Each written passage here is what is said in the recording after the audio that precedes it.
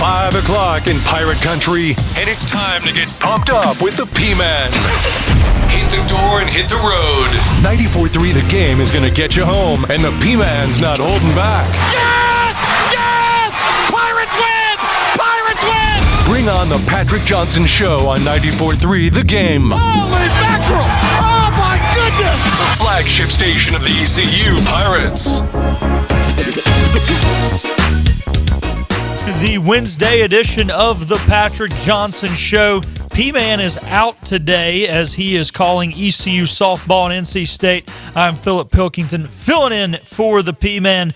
We have a fun show for you today. Coach Kraft, the head men's and women's track and field coach, will join us in segment 2 to recap the indoor season that just was, as well as preview the upcoming season, the outdoor season that gets beginning here in late March, so only about a month away from that. It is a new revamped conference, obviously, for East Carolina, and that brings new challenges, but new opportunities.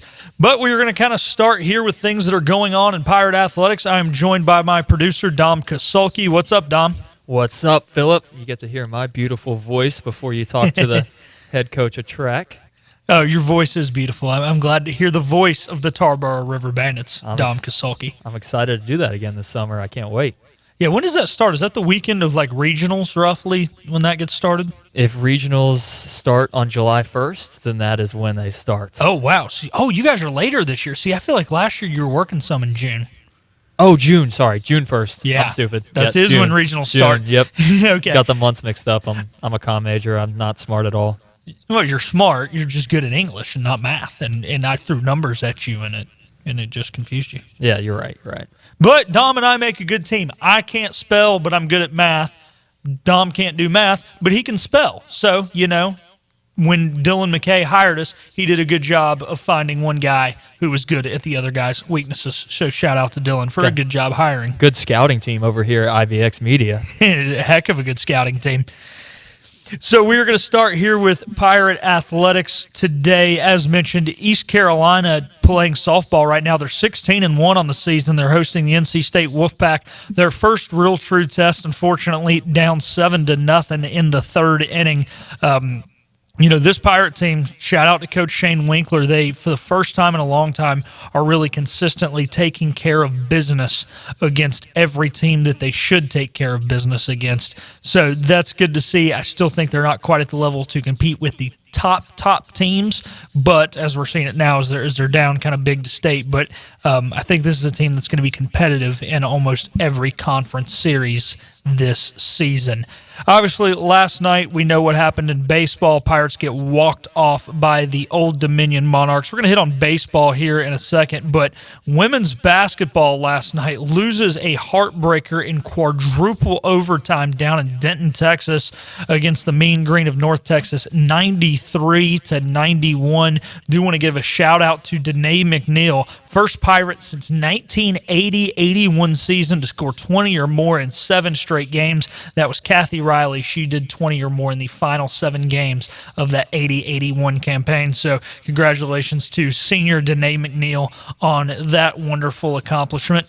Another thing going on in Pirate Athletics today, getting started as we speak, the lacrosse team, who is 3-1, is hosting Elon today. The lacrosse team's only loss was to Navy. Navy is the number 19 team in the country. This is the first year of the Brittany Dipper era, and she's done a wonderful job with the ladies getting them out to a very impressive 3-1 start. Be sure to check out this lacrosse team. They're not only a very good team, but they play a very tough schedule this year. They're going to have some big opportunities to get some program-defining wins and compete with some teams they haven't been able to compete with.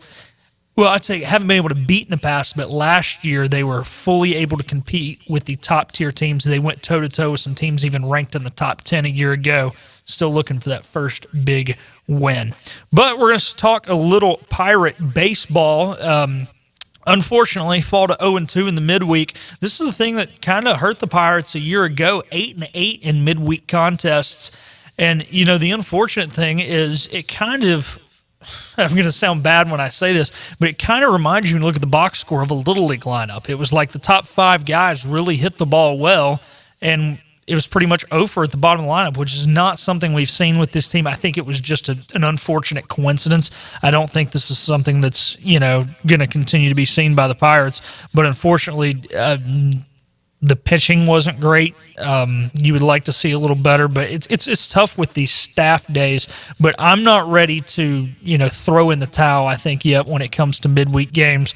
They're tough this early season, especially when you're coming off a tough weekend against the Pirates. I got the opportunity to produce it yesterday, so I was getting all the inside scoop from Scooter and Coach O in the breaks. I think there was a way to stream it, but it was on some wacky stream. It wasn't like they were on ESPN Plus or anything. Excuse me. Dom, did you catch much of the game? And, what are kind of your thoughts on this team? They're 5-3, 2 big wins against Carolina. You were there on Sunday, so you can kind of talk about your, what you experienced Sunday. I was back in the studios as well as yesterday. Well, because I wasn't there yesterday, I wasn't blessed yesterday to produce with Scooter and Coach O. I was not paying attention too heavily on the game, but I did look at some of the box score, and it seems like our pitching was depleted from the Sunday game, and the whole weekend we had to throw pretty much everybody out there in that weekend series, which was a big win, a big series win. So I think we're fine. There's nothing to be too worried about. Like you said, I was thinking about last year, midweek games was not our strong suit. So hopefully we kind of figured out in the midweek, but putting out, 5 different pitchers in the 7th inning against Carolina on Sunday in that 10-9 walk-off win, it kind of hurts your bullpen for a midweek game like that, and it showed.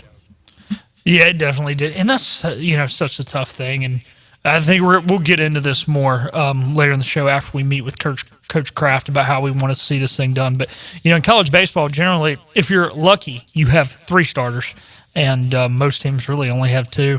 And it just makes those midweeks tough. And I think the junky thing for ECU is that's where a lot of their RPI boosters come, is in that midweek. I mean, obviously we played Carolina this past weekend, but if you look at NC State, you look at Duke, Campbell, who's a top 25 team now, those are your midweek games. So, it kind of is what it is, but hey, nature of college baseball at the end of the day, make it to the postseason and then get hot. And that's what matters. You got plenty of time to figure it out. And we know CG and AK will, as well as Coach Palumbo. So, moving on, Pirate basketball in action tomorrow night. You can hear it right here on 94.3 The Game, as well as our sister station, 107.9, 6:30 airtime for that 7 o'clock tip. Dom, how excited are you? First off, have you seen the Pirates host Memphis? I know you're a junior, and they came your freshman year. We won on a buzzer beater. It was a heck of a game, stormed the court. We didn't hurt anybody like Wake fans like to do. Dom, were you at that game? I was at that game. I was one of the students that apparently Jay Bilas or however you say it wants to ban and arrest. I don't like that take, by the way, just saying that. I feel bad for your man, Kyle. But I was there for that game. That was an exciting game. That was really the first big ECU win that I watched. So that was a great win and a fun time. The weird thing right now with Memphis, man, they're probably playing their best basketball that they've played since out of conference. But the reason I'm saying they're playing their best basketball is because they're beating good teams. What gives me hope, and it's not that the Pirates are bad. The Pirates are, at least middle of the pack now. But the good thing, and kind of what gives me hope tomorrow, is they've been playing to their competition. It seems like when they play the teams they should beat, they struggle. And they've pulled off some big wins, including a win against Charlotte, a very convincing win against Charlotte last week. So I'm optimistic about tomorrow. Am I wrongfully optimistic after the abysmal performance we saw over the weekend? No, you're not, because that's the Pirate way of doing it. We win a few games in a row, and then we lose in fashion that we're like, oh my gosh, we're turning the corner. We didn't turn the corner, and then we come back and we give everyone hope again. This is the game to give everyone hope again. And you said they beat Charlotte by a big margin. They also beat FAU, only by 4, but it's still another great in-conference win after they struggled for 4 games straight and then another 2-game skid a little bit after that. Yeah, so tomorrow will be interesting. I'm excited. It kicks off a big weekend here in Greenville. I think the most maybe important weekend of the year when it comes to Greenville. Obviously homecoming weekend for football is always big, but there's something special there's something different in the air when it comes to the Keith LeClaire Classic. Everything that Coach LeClaire meant to this program, and all the money that gets raised for ALS. So I am pumped for this weekend. It's always fun when you host an MTE. I'm looking forward to not only the ECU games, but kind of getting to sit there through some other games. Just got to love college baseball and love baseball in general. This is one of those times where the community comes together a little bit in a different way. Obviously, we're all together when we play Carolina because we, hate that baby blue equally, I think, altogether. Same thing when we play State because that red's pretty ugly, and, we'd love to see AMAC strike out like 4 times or something this year. No one likes that blue you're wearing right now on your shirt either, just letting you know. I didn't even think about that. I just put a shirt on today. I guess this is Royal Blue. I would say Duke is not as hated by Pirate fans as much, I feel like, as State and Carolina. I mean, don't get me wrong. I know a lot of Pirate fans don't like Duke, but, like, when I moved here, the hatred was for State and Carolina. But, Dom, you grew up a Carolina fan. That's why you're saying that. Well, it's also because Duke isn't good at anything but basketball, so no one cares. I'm kidding.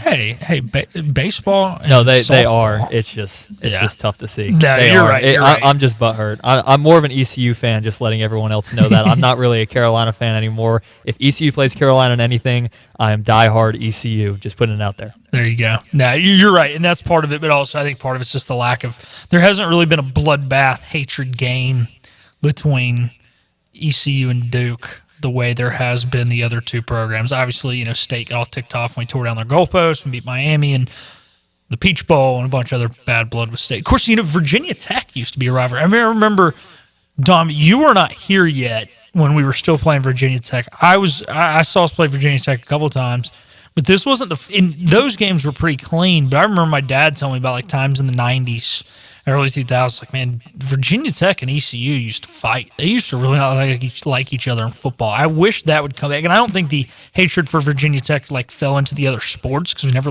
played them on the hardcourt or on the diamond. But I would kind of wish we could bring that football series back, home and home every year. Not home and home every year like the NFL, but playing them every year and alternating. It'd be fun to have an ACC rival like that.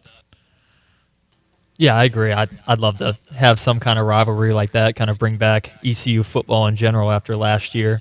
Have a fun game, hopefully home game for us, so all the ECU fans can be as hostile as possible. Oh, yeah. Well, Pirate fans are always hostile in a good way, especially if you're a right fielder. I know right fielders hate playing here. I think the last right fielder that was probably treated good here is, remember a few years ago we played Illinois State, and it was the weekend of the NCAA tournament, the first weekend, and this kid comes out, and the first thing he does is wave at the crowd and introduce himself. He was like, "Hey, I don't know whatever the kid's name was," and he was really nice about it. And it was like, "Hey, every inning I come out here, you guys got to give me the NCAA tournament scores." And we knew we were going to beat Illinois State by 20 runs each time. So I don't think that kid got heckled, but everybody else. Smart way of going about it. He must have known what happened over there in right field.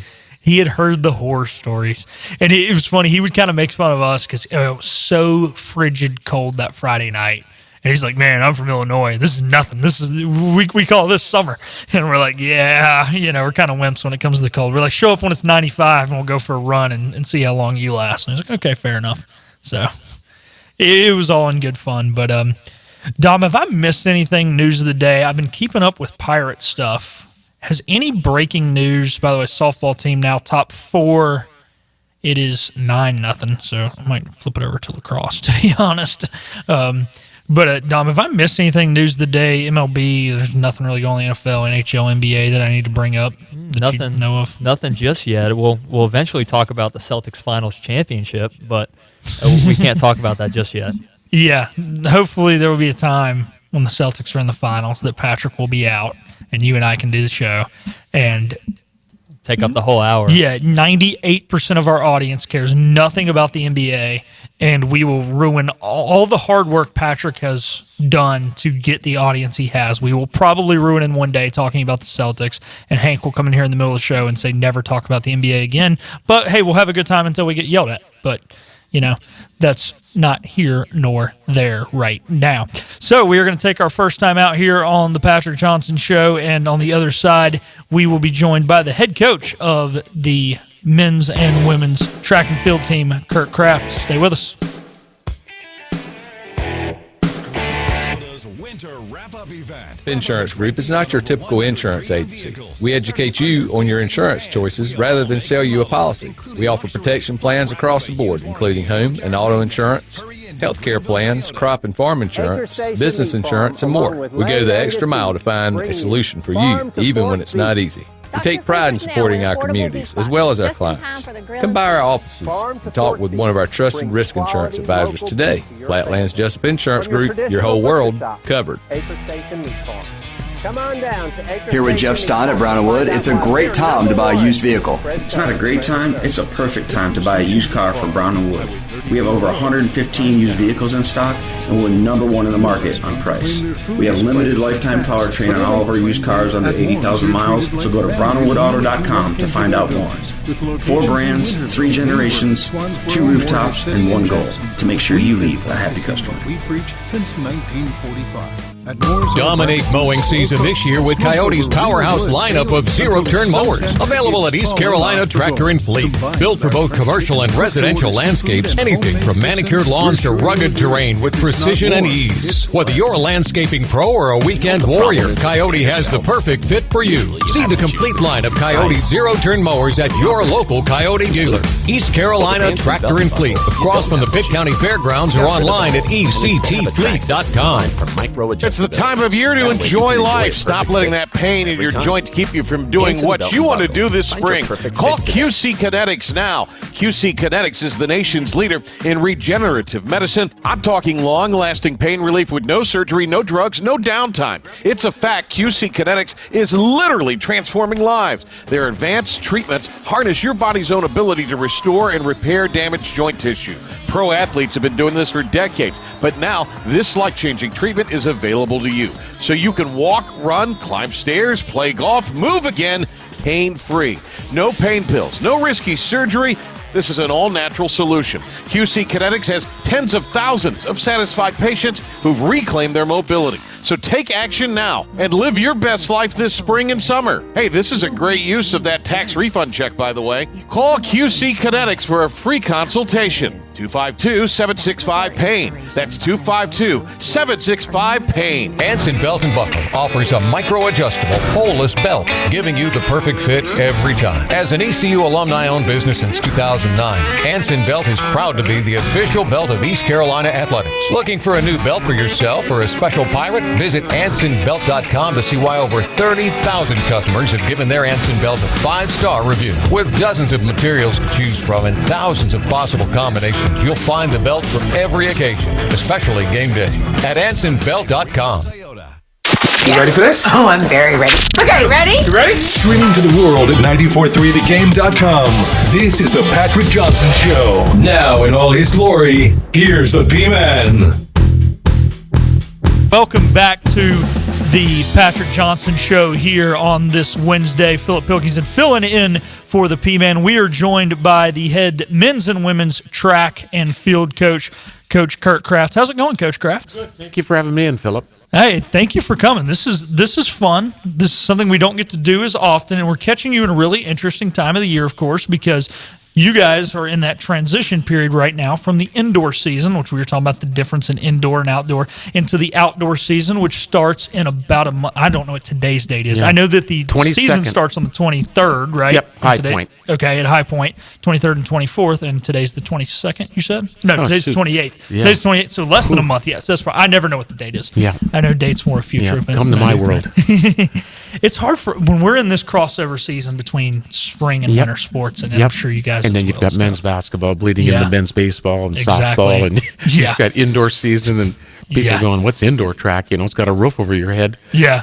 Well, and you, Coach Kraft, if any coach in the history of ECU athletics is good about showing up to other sporting events, it's this man right here. Now, baseball and softball, due to obviously them being on the road a lot, he doesn't get to show up to as much. But he's at every football game, I think almost every basketball game. So have you been able to make it to many events lately? You know, I'm a pirate, Philip, and you know, when you're married and your children are growing and your wife is spending a lot of her time in the Pitt County School District in her building, you know, and I've got a grandson here in town, but I guess my my life is all about pirate athletics. So you know, it's good to support everybody.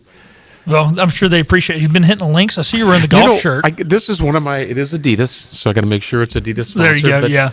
Got that off the Adidas website, and I know it's not purple and gold, but it does have, I think, a T with a flag. So, but yeah, I like to play once in a while. Yeah, hey, supporting the Pirate golf team. They're having. They've been Kevin's a good friend of mine. Kevin's a great coach. Yep. So we're going to start with recapping the indoor season. Gosh, I'm already getting them mixed up. Tongue tied. And here we are, 20 minutes into the show, and I'm blowing it already. But recapping this indoor season, you just had the conference meet this past weekend, and scored well. So. Do you want to start with the field or the track? I guess what kind of, as people know, we have two programs. We have a men's program and we have a women's program, two separate programs. So I think if we, talk about the women first and then we can transition to the men. But on the ladies' side, as you mentioned, Philip, we ended up with a 7th place finish. There's 14 teams in our league. All 14 have track and field, just like they do volleyball and men's basketball and women's basketball.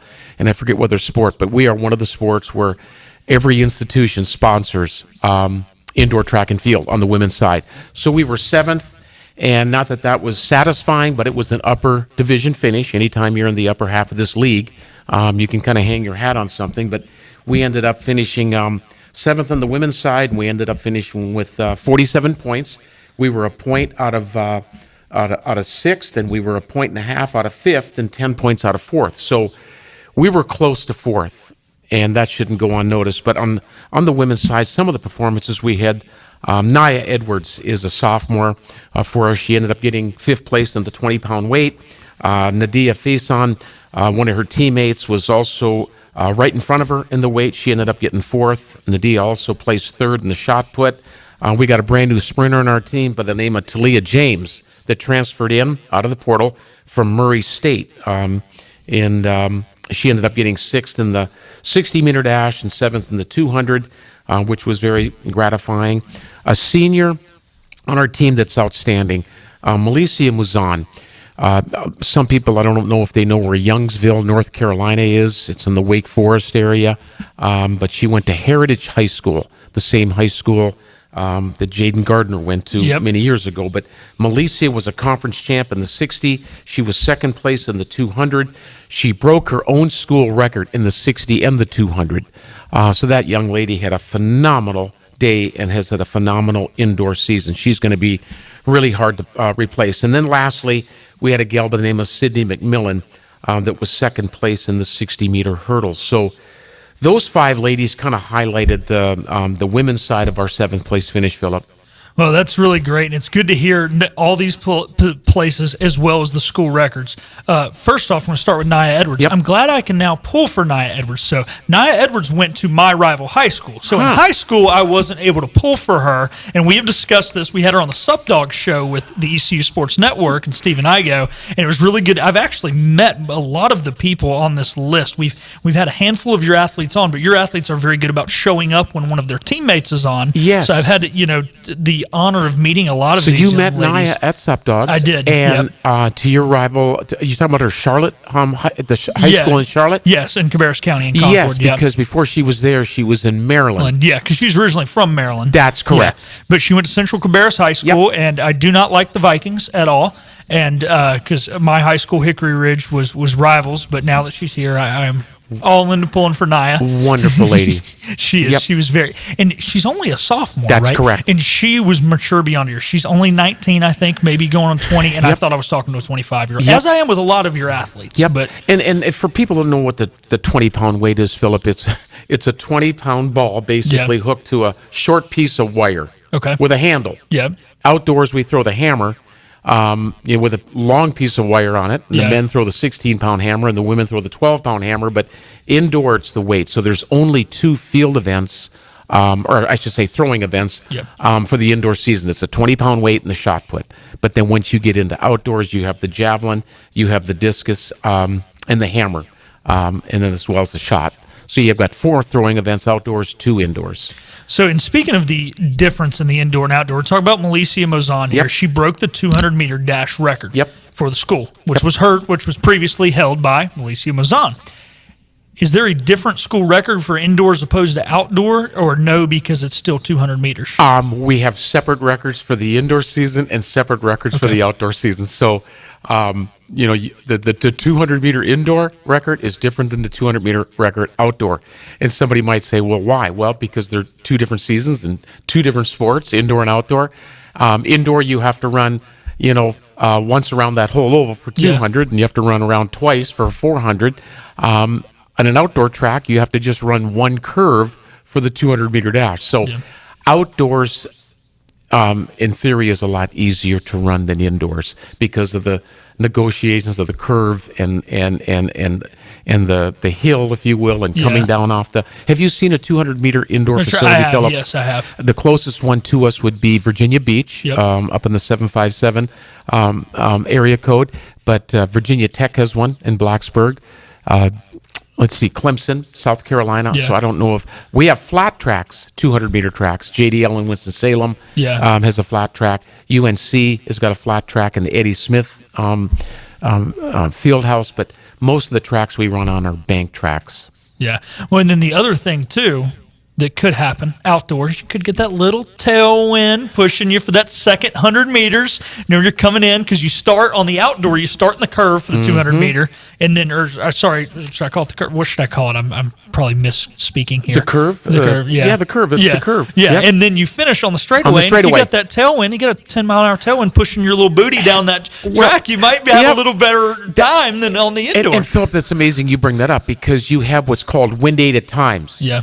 Outdoors, if anything over 4 meters per, whatever it is, you don't qualify for regionals for that. Anything under 4, you can qualify for regionals. And then records. To set records, it can be over 2, but it's got to be under 4 for record purposes. There's all kinds of different IAAF and NCAA. Yeah. But people always say, what's the big difference between indoor and outdoor? Well, there's a lot of difference. Indoor, you have no rain, you have no wind, you have no sunshine. Yeah. So the elements are perfect conditions, to your point. Yeah. You get outdoors, now you've got wind to your back, you've got wind to your face, you've got a tailwind, you've got a crosswind. So doing these events outdoors becomes very, very challenging, especially some of the throwing events like with the javelin and the discus. And then, of course, in a 400, you're running with the wind and you're running against the wind because you're running an entire oval. So when you mentioned you can only qualify for regional set school records with the certain wind. Now, obviously, that makes 100% sense for throwing events as well as sprinting events. No. Oh, it's not. No, there's no wind-aided hammer. There's no wind. There's no tailwind for the hammer. There's no tailwind or headwind for the discus. The wind does raise havoc, though, with those events. Yeah. But no, there is no such thing as a wind-aided hammer. Like, the hammer got a tailwind. Yeah, no. Okay, there's not. Now, how does that, so now I get that the wind-aided thing works for sprinting, but say for the 5,000 meter, where is it count? Because I feel like you're getting just as much headwind as tailwind. And also, your buddy Billy would know that, Coach Caldwell. I always tell people that you don't get lucky in running a good mile. You don't get lucky in running a good 800 or a 400. And what I mean by that when I say lucky is that when you're running a 5K or a 10K or an 800 or 400, you're running with the wind and then you're running against the wind. So whatever you're doing with it, you're running against it. But with the 100 and 200, you have a true tailwind or a true headwind because it's, the 100-meter dash is on the straightaway. So I agree with you with the wind, you don't get lucky. However, you can get lucky with the weather because there's a difference in running a 5K in 95 degrees and 55 and raining because your body's not working as hard to keep itself cool when it's 55 and a nice little drizzle. That's an ideal 5K weather and that's why they run those distance events at the conference championship in those hot weather climates in the evening. When we have it at USF, in Tampa, we run those 10Ks and 5Ks in the evening when the sun goes down. When we were at UCF, they're not in the league anymore, but we have to be very cognizant about when we run those distance events because of humidity and heat. Oh, of course. Of course, the humidity will go up a little bit at night, but still that heat is down is a big thing. So let's move on to the gentleman here, as we already talked about the women, and then I got him sidetracked, so I will take I will take the blame for that one. We need to have you come out and run at our home meet, Philip. and time you in the 100. In the 100? Or the 200. Pick your event. Okay, so or Coach Billy. Give me some time. Give me some time to train. I need that because I've not done any competitive running since a half marathon last year. But when I ran track, I was a distance kid. I had no speed. I have no quickness. I had to fill in one time for the 4x4 team. We had a guy get spiked in warm-ups. Sure. And other than that, I am not running anything short of an 800. You are not timing me in the 100. I would. And this was at Hickory that you were. This is at Hickory Ridge, okay. Yes, sir. So yeah. So I would still embarrass myself with such a slow time in the 18 or the 800 meter run or the mile run, the 1600 meter run by now, but it would not be as bad as embarrassing as my 100 meter dash. I'm not. Well, we'll still bring you out there. We'll find you another event. We can find you a field event. Okay, I'm not very strong or athletic, so I'm going. We're just stick to distance. I just need to train a little bit. So let's move on to the gentlemen here. They had a solid day as well. A couple school records beat here by Royal Burris. I feel like I've said that every time I've ever talked about track. Royal Burris beating a school record because he keeps beating his own school records every year. We talked about it last year. We're talking about it this year.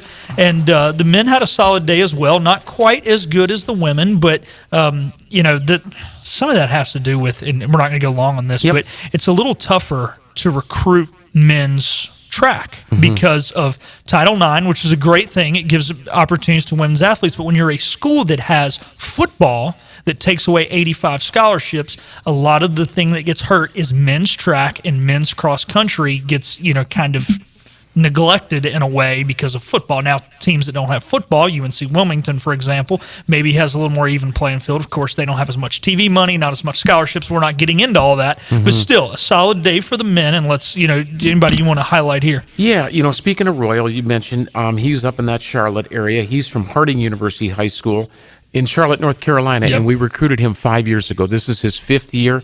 And you talk about a leader of the men's team, and we're never satisfied. Even when you win a championship, I don't think you ever should be satisfied. Because how many times have you heard a coach say, whether it's Nick Saban or John Calipari or whether it's Dabo Sweeney, hey, it's not good enough. I mean, that's the first thing Nick Saban will tell you. But on the men's side, we had a 9th place finish, and we want to get better, obviously, and we will. But Royal is one of the guys that leads this team. He was 3rd in the 60. He was 7th in the 200.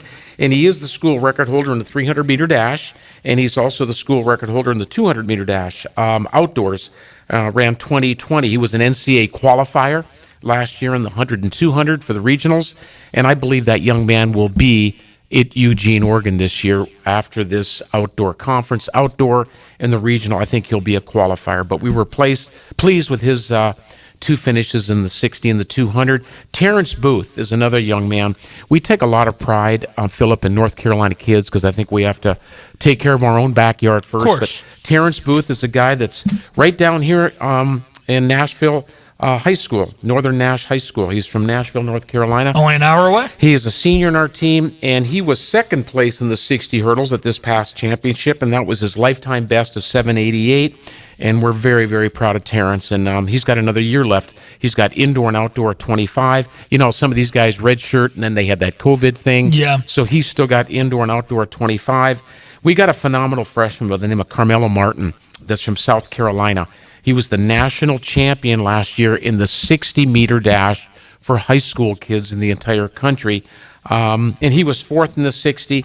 And then last, another guy I think we need to highlight is a kid by the name of Nate Williams. He was 5th in the triple jump.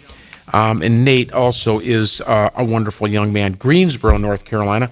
Guilford, Northern Guilford High School. So we're proud of these North Carolina kids, but that kind of highlights the men. And again, we're going to get better with our 9th place finish, but I think this individual stuff is also important. It is. It's great to see all these things. And Coach, can you hold through a break? Because we need to get a commercial break. But I want to preview the home meet. I want to talk about the spring season. Don't want to just focus on the past, which is good, but continue to talk about the future. So with that, we are going to take our second time out here on the Pastor Johnson Show. We're going to be still joined by Coach Kraft on the other side of this time out. So stay with us.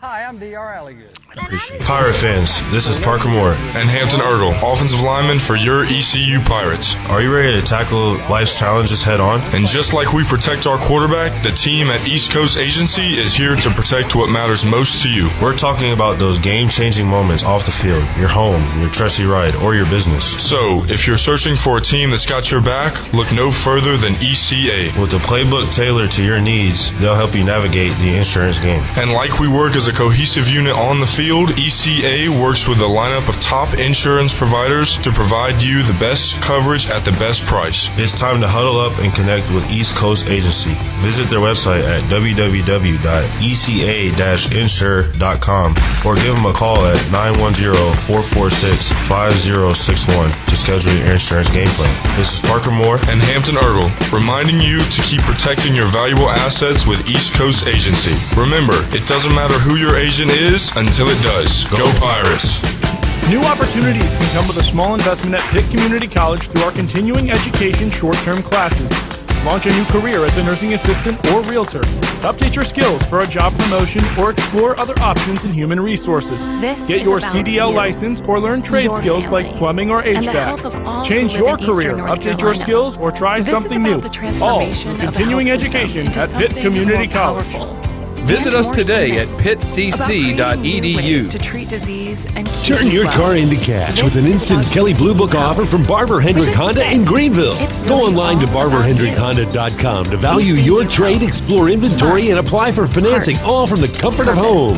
At Barber Hendrick Honda, we have great deals on new inventory and an extensive used inventory that includes all makes and models. Schedule service for your vehicle online and take advantage of our monthly special. Barber Hendrick Honda, a proud member of the Eastern North Carolina community at the point of Greenville Boulevard and Memorial Drive. Prices are rising in almost every sector of our economy, so it's important to save any way you can. I'm Rachel Davis with Advanced Mechanical, and I'm here with some money-saving tips. Don't forget Advanced Mechanical's Comfort Club, which gives you regularly scheduled maintenance to help reduce energy bills, extend the life of your equipment, and prevent costly breakdowns. Our certified technicians will check refrigerant levels and test the airflow and output of your system. They will tighten electrical connections and hoses and look for signs of wear on key components.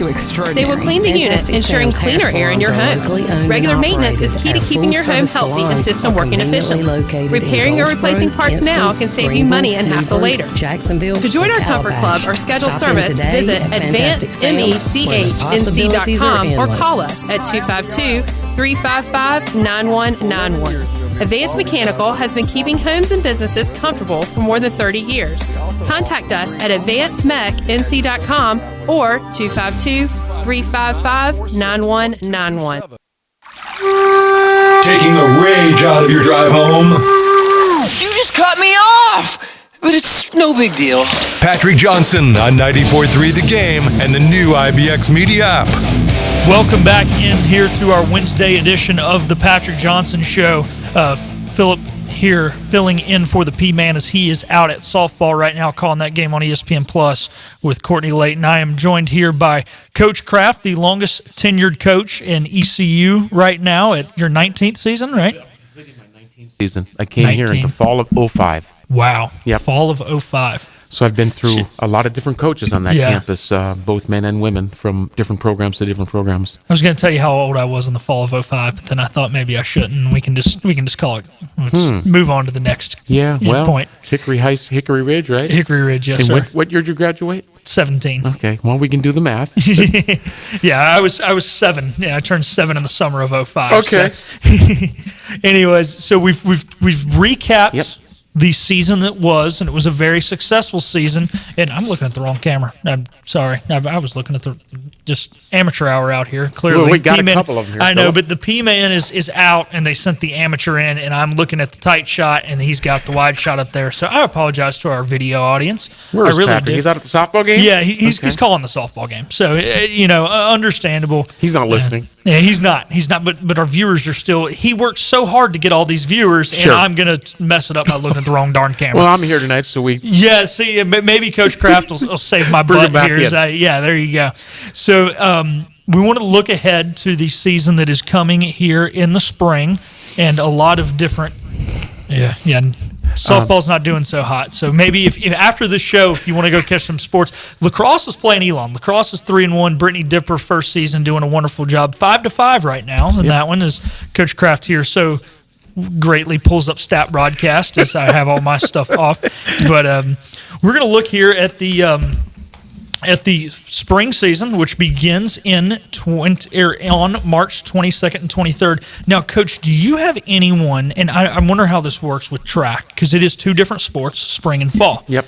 And when we go back to that unfortunate fall of 19 and the spring of 2020, were there any athletes left that maybe got to use a year of eligibility there, and then COVID hit, and you didn't have them for this past winter, and they're seniors now coming up? Philip, here in great question. What we're really asking is, when does that get, for lack of a better word, kind of flushed out and kind of moved out? I'm just wondering, does that work? Is it two totally different sports? Where you red shirt in one, say you're injured, or COVID hits, or When COVID hit, I'll never forget it for as long as I live.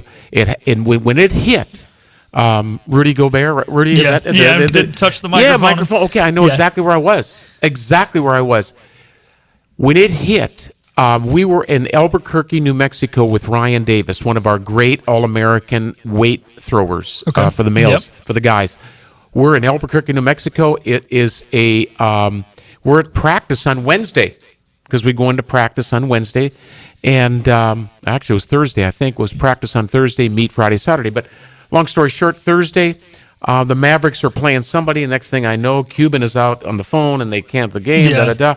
Well, that COVID thing, so indoor track of 20, they did not, or basketball, men's basketball, women's basketball.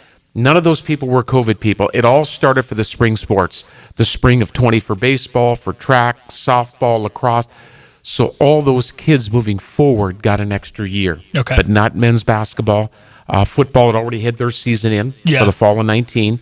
But I think in 20, because the stadiums were empty, they ended up giving it to them. But so for your track athletes, though, they had to use do you have any that are seniors now that had already used their winter eligibility for indoor, but they have one more? They have one more. And that's what we got.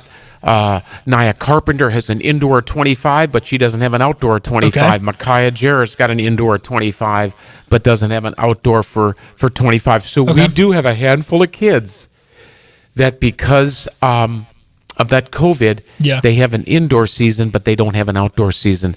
And in 2021, the American Athletic Conference canceled the indoor track and field championships. We were one of very few conferences in America. We didn't even have an indoor championship in 21 indoor. We had an outdoor in 21, but not an indoor. And then cross country and volleyball, if you remember correctly, we didn't have a fall season of 20.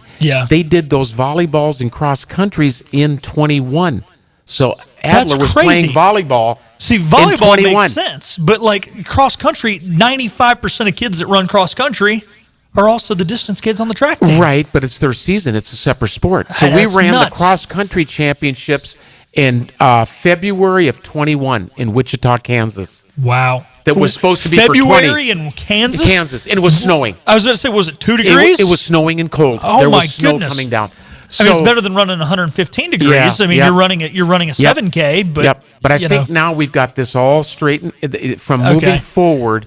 We're good. We're getting close to having no more COVID type. So do you have any athletes this year, though, that did not run this past winter that you will get for the spring? Yes. Okay, you do. Yes. Any big names that we should make note of? Not trying to sit down and say, I don't want to go, and then that's like... And it gets so confusing the way it is, but yeah, we do have a handful of kids that will be, this will be their last outdoor season. Okay, sweet, wonderful. So it's good to get them back if they were ineligible, because they had used that in the summer, or in the winter, of 19 into 20. But let's talk about the home meet. So as we mentioned, we will be at High Point on the 22nd and 23rd of March. It'll be at Raleigh the following week, and then April 5th and 6th. Now, I want to ask who, and this is going to be a bad question because I'm sure there's plenty of listeners that know the answer, who Bill Carson is, why it's the Bill Carson Invitational. Because when I hear the name Bill Carson, I don't know how many Westerns you watched growing up, but in The Good, the Bad, and the Ugly, the gentleman who knew the name on the grave's name was Bill Carson, and that's the guy they were looking for. The whole. Remember have you seen the movie? Yes. The guy they pull out of the runaway stagecoach that's been shot and's all bloody. Bill Carson. Yeah, that's Bill Carson. And when I hear Bill Carson, that's what I think of. But I'm guessing this is not named after the character from The Good, the Bad, and the Ugly. Bill Carson, Philip, for the listeners that are out there that have been in Pitt County in eastern North Carolina a lifetime, Bill Carson was a legendary coach here that had been here for 40-plus years. Wow. Started, I think, in the late 60s, like 1968 or 69, I think was his first year. Yep. And then he retired in 2007. But has had a lot of history with that name, a lot of sprinters and relays that have gone to nationals. But Bill was a legendary coach at East Carolina University for many, many years. And so we decided to name this meet after him, in honor of him. His wife still lives in town here. Bill passed away a number of years ago, God bless him. But we named this meet after him, and no better guy to name it than him. Course. So that is on April 5th and 6th. His wife always comes out, but we got ourselves. UNCW is here. Mount Olive is here. NC State is going to send a partial squad. And then St. Aug's has got a really good Division II track and field team. And what we try to do there, Philip, is we try to keep it fan-friendly. We try to keep it family-friendly. We try to keep it neighborly-friendly. So the Wilmingtons, the Mount Olives, the NC States, the St. Aug's. It's easy to come in. The schedule is very conducive to getting here. You can leave in the morning of Friday morning or Saturday morning, and obviously go up and back if you needed to. So it's always a great time of the year. We honor our seniors that day. Professors can come out and see the students run that they have in class. The families come here. It's a great event, and when the weather cooperates, even better. So, and there's no excuse not to make this event, because remember, track and field, it's all day long. Yep. You can go as you come and come as you please. Last year, I was there for about 2 hours throughout the weekend. I wish I could have made more, but we were working and everything. Yep. But I wasn't there for 2 consecutive hours. I made it when I could. I think I had to work a lacrosse game, and I was at a track, and went to lacrosse, and then came back. And baseball's on the road, so no excuses. Yep. Softball's home. Softball is home, but hey, you know what? The great thing about softball, it's right there in between innings, even if you go over and watch a couple of events. And then the softball game only lasts like 2 hours. Mm-hmm. So you will be able to catch, I'm sure softball will start at like noon or 2, and you can catch some of these events prior to softball in the mornings, and then after softball as well. Now, what events do you is it kind of the same every year as what events are on Friday as opposed to Saturday? And how good are y'all at staying on schedule? Last year, I feel like we got a little ahead of schedule on Saturday. We did you got a good memory, Philip. We did a rolling schedule on Saturday. I don't know if you remember, but we had some rain in the area. Yep. The temperature was beautiful. It wasn't 70 degree, but we had some thunderstorms and rain in the area, but it ended up raining for about 10 or 15 minutes. We were trying to beat the rain, so we went to a rolling time schedule, and we just shot the gun. I mean, it went fast and rolled. But on Friday, we have the 3 long throwing events, the javelin, the discus, and the hammer, and we do that from a safety aspect. Those are thrown on Friday, and then on Saturday, we get going around 12:30, and we're out of there around 4 or 4:30. So it's about a 4 to 5 hour window. But it's amazing. You said it's kind of an all-day thing. Of course. I refer to it as a smorgasbord. When you go to a buffet, you can pick and choose the food that you want at that buffet. And that's kind of what track is. If you want to watch the discus, if you want to watch the hurdles, go for the long jump, if you want to watch the javelin. So there's a lot of entertainment that's provided within this time window. Of course. And now, will fans be able to find the schedule for this? So, because say I really want to watch the 100-meter dash. Absolutely. What time is that? Yep. If you go to the ECU website, under the track and field website, the schedule is already listed there. Perfect. And hopefully we won't have that rain issue last year. It actually worked out for me last year. There was something I had going on later in the afternoon, work thing, and it worked out between the lacrosse game I had and between whatever I had. I probably had to come back here and produce a baseball game or something, where I wanted to see some of the better sprinting events, and it worked out. They got bumped up, and because of that rolling start. And I don't remember if softball was home, but I know lacrosse was, but I'm not sure if softball was. I don't think softball was, but it's all the years run together. Kidding. In spring, there's so many sports going on. So, and now obviously, as Coach mentioned, The AAC will be on May 10th through the 12th. San Antonio. That's going to be in San Antonio, Texas, as UTSA, a new member of the conference, will host that. And then the East Preliminary will be May 22nd to the 25th. And then we're hoping in Eugene, Oregon, to have as many athletes as possible, June 5th through the 8th. It's so great. They have such a wonderful facility there. They host nationals every year. Of course, they've got that Nike money because of Phil Knight being the CEO of Nike and founder of Nike, and he went to Oregon. That's why they got all the cool football jerseys, but he puts on a wonderful event there. And as as we mentioned, the new teams in the conference here, we're running close on time, but want to hit something. UTSA is one of the new members. This conference is growing, and is it growing for the better in track? Because I think we didn't. I forgot to mention some of the distance runners that didn't place, but we had, I think, 5 distance runners break their personal records, and they were records that if they would have ran them last year at the indoor conference meet, they would have placed. But this conference is just increasing, getting so much better every year. I better hit on that for Coach Billy Caldwell. Yeah, I don't. I had dinner with Coach Caldwell last night, and I don't want him mad at me. Coach Billy does a wonderful job. But a lady by the name of Alyssa Zach ran a number 2 all-time ECU PR of 16:53 in the 5K. Her counterpart, Colin McCulley, is number 7 all-time ECU. He ended up running 14:53 in the 5K. That was on Friday. And then on Saturday, Alyssa Zach ran another PR in the 3K, 9:45. And her teammate, Nevaeh Zales, also ran a PR of 10:14. And then lastly, Colin. So Colin hit 2 PRs, 5K, 3K. Alyssa Zach had 2 PRs in the 5K and 3K. And then Nevaeh Zales had a PR too. And the distance medley relay on the women's side also ended up scoring. The women got 8th. So Coach Billy's doing a great job, as all those assistants are doing for me.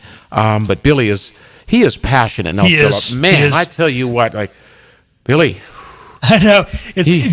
I love his passion, because I will tell you this, Coach. When we're at dinner, so many times he goes away to take a call that's a recruit that's coming up, and he's doing a wonderful job recruiting and is fully vested in your program. So such a wonderful hire. Yeah. Went to Pittsburgh, coached at Bobby Moe. They call it Bobby Moe, Robert Morris. Yeah. And then I found him, and so he is completing his 2nd year here, and has done a wonderful job of developing those kids and instilling passion. Yep, he is. So we have to get our final time out, or I'm going to run out of time here. So thank you for joining us, Coach Kraft. Wish we could go a little longer and talk more about the conference, but unfortunately, they only give me an hour. So. Yep, and it looks like the P-Man's not giving us any luck out there today. He's not. Come on, P-Man. The softball field. It's rough day. But hey, they're 16-1. You can't win them all. All right, stay with us. We'll be right back to wrap up the show.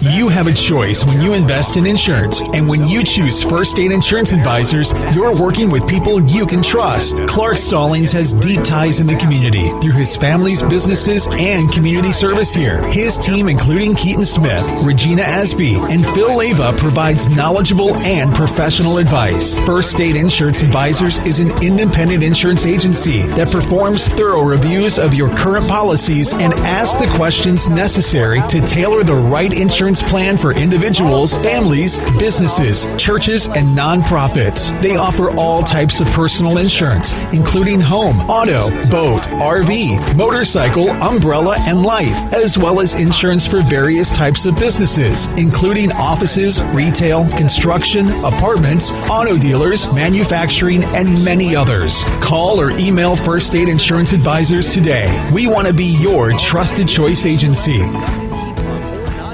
Texas Roadhouse in Greenville is the home of legendary food and legendary service. Start your meal off with a cactus blossom, fried pickles, or their famous rattlesnake bites.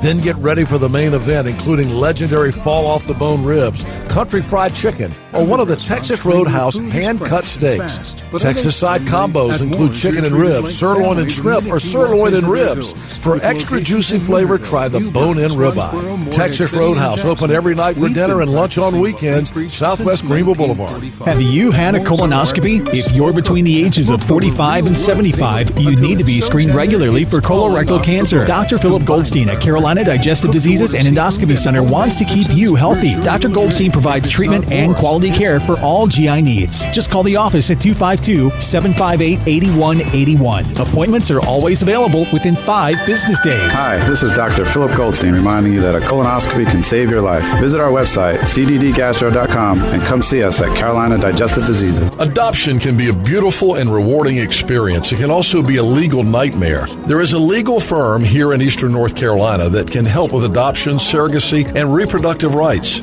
Michael & Russell is proud to be the first law firm in the area to focus on adoption and collaborative law. Ashley Michael is one of the most recognized adoption attorneys in the region, holding specialization in both adoption and family law. And Ashley Nicole Russell is an award-winning family law attorney, author, and speaker. In fact, both Ashley Michael and Ashley Nicole Russell's work with the International Academy of Collaborative Professionals has recently led to a Nobel Peace Prize nomination for IACP. Through her book and podcast, Divorce Healthy, Ms. Russell has helped hundreds of divorcees work through her collaborative process, and both women have changed the way divorce is handled. Learn more about adoption and collaborative divorce at michaelandrussell.com.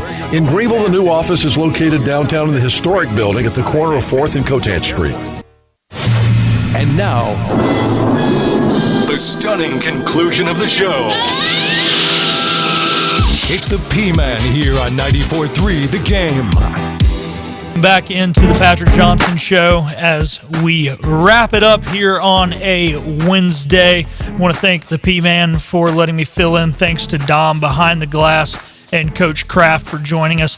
P-Man will be back tomorrow as we get set. We will be previewing the basketball game, tomorrow night's big Memphis game with Cy Seymour. We will also be joined by Mike Mullis, and we'll be previewing the Keith LeClaire Classic.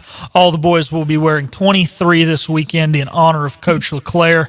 It should be a wonderful event. Cal State Fullerton will be here, Southeastern Louisiana, as well as Purdue. Seems like we have a Big Ten team every year. It's wonderful that we can get those Power 5 teams to come in. Last year, Indiana was here. Year before that, Michigan and Maryland were here, if my memory serves me correctly. Also had Ole Miss here a few years ago. I remember that one being a cold one. So be sure to come out to the track or to baseball, as well as on April 5th and 6th. Be sure to come out to the Bill Carson Invitational and support the track team. So we want to thank all of our listeners for joining us. Like I said, P-Man will be back tomorrow. No show again on Friday due to that baseball game starting at 4:30. It'll be a 4:15 airtime with Scooter and Coach O. So thank you for being with us, and hopefully make it out to the basketball game tomorrow night. Big opportunity for Mike Schwartz's team. If they can shoot the way they did during that 3-game win streak, they can stand a chance to upset Penny Hardaway's Memphis Tigers. If they play like they did against Rice, well, let's just be honest. It could be a long one. But I have faith in Coach Schwartz. I have faith in our guys. I think RJ will have a big game as long as Jaden is running the point and dishing it out to Ezra, RJ, BJ. We should be in a good spot. So thank you for joining us, and we will talk to you tomorrow here on The Patrick Johnson Show.